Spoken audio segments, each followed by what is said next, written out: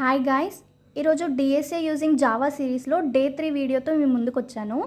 ఈరోజు time complexity గురించి తెలుసుకుందాం. అసలు టైం కాంప్లెక్సిటీ అంటే ఏంటి? టైం కాంప్లెక్సిటీ అంటే మన ఇన్పుట్ సైజ్ బట్టి కోడ్ ఎగ్జిక్యూషన్ టైం ఎలా గ్రో అవుతుంది అనేదే టైం కాంప్లెక్సిటీ. అది మన ల్యాప్టాప్ స్పీడ్ మీద ఏం డిపెండ్ అవ్వదు. సపోజ్ ఇక్కడ ఈ కోడ్ చూస్తే మనకి 200 మిల్లీ సెకండ్స్ పడితే రన్ అవ్వడానికి, మన ఫ్రెండ్స్ కోడ్లో 150 మిల్లీ సెకండ్సే పడితే అది మన ల్యాప్టాప్ స్పీడ్ బట్టి చేంజ్ అయ్యిద్ది, కానీ ఇది టైం కాంప్లెక్సిటీ కాదు.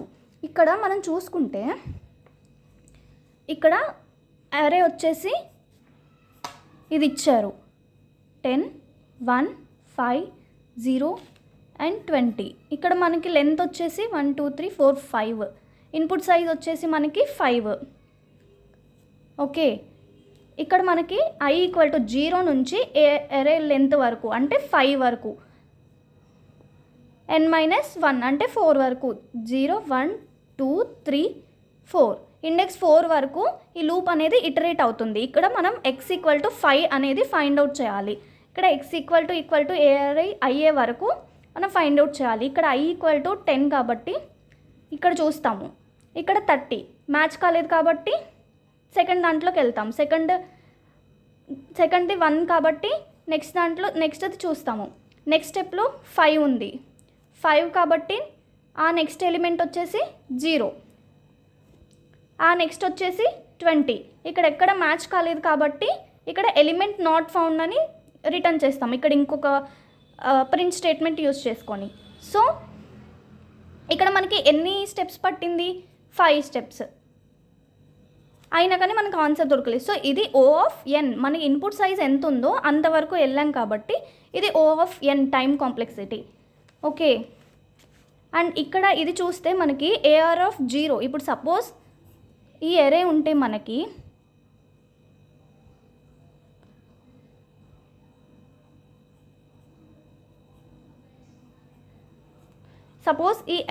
కనుక మనకి AR(0) అంటే ఇది 1, 2, 3, 4, 5 ఇది కదా ఇండెక్సింగ్. సో AR(0) అంటే మనకి 10 అనే వాల్యూ వస్తుంది. మనకి స్టార్టింగ్ వెంటనే వచ్చింది, చాలా ఫాస్ట్గా వచ్చింది కాబట్టి AR(0) అంటే స్టార్టింగ్లోనే ఉంది కాబట్టి దీని టైం కాంప్లెక్సిటీ వచ్చేసి O(n) అంటే ఇది కాన్స్టెంట్. ఇది అనేది బెస్ట్ పాసిబుల్ కాంప్లెక్సిటీ అనమాట. ఇక్కడ మనం O అంటున్నాం కదా, ఇది is nothing but big O. Big O describes worst case growth rate అనమాట. అంటే ఇప్పుడు మనం ఏదన్నా ఇంటర్వ్యూకి వెళ్తే మనల్ని ఇంటర్వ్యూర్స్ మోస్ట్లీ ఈ వర్స్ట్ కేస్కి ఆప్టిమైజ్డ్ కోడ్ ఎలా రాస్తాము అని చూస్తారు మనల్ని. ఇదేంటంటే కాన్స్టెంట్స్ లోవర్ ఆర్డర్ టర్మ్స్ని ఇగ్నోర్ చేస్తుంది. ఇక్కడ చూసుకుంటే మనం ఇక్కడ 2 ఫర్ లూప్స్ యూజ్ చేసాం. ఒకటి ఇక్కడ O(n) n times loop iterate అవుతుంది, అండ్ ఇక్కడ n టైమ్స్ ఇటరేట్ అవుతుంది కాబట్టి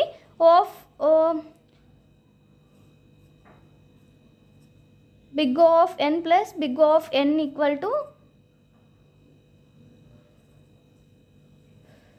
n plus n = O(2n). So మనకి కాన్స్టెంట్, మనం ఇక్కడ ఏమన్నాం, ఇగ్నోర్స్ కాన్స్టెంట్స్ అన్నాం కదా. సో ఈ కాన్స్టెంట్స్ రిమూవ్ చేసి O(n) అనేది ఇస్తుంది.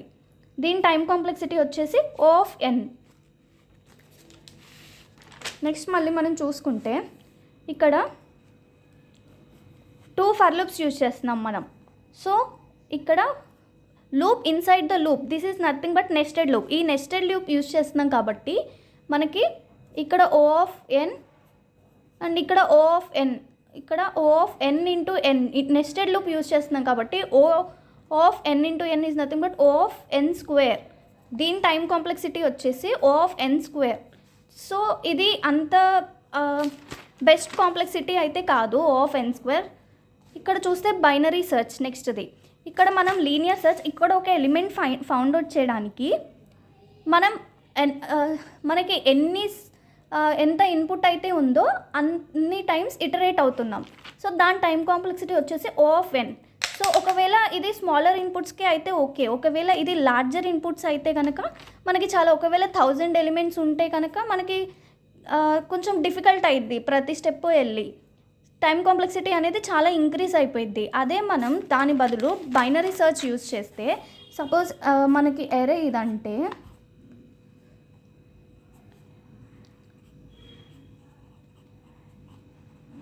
సపోజ్ ఇది మనకి ఎరే అంటే మనం x ఈక్వల్ టు 30 చేయాలంటే ఇక్కడ 0 1 2 3 4 ఈ బైనరీ సర్చ్లో ఎలా చేస్తామంటే ఫస్ట్ మిడ్ వాల్యూ కనుక్కుంటాం.